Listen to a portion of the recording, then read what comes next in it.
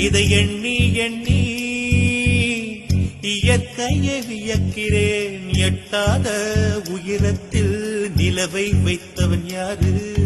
பெண்ணே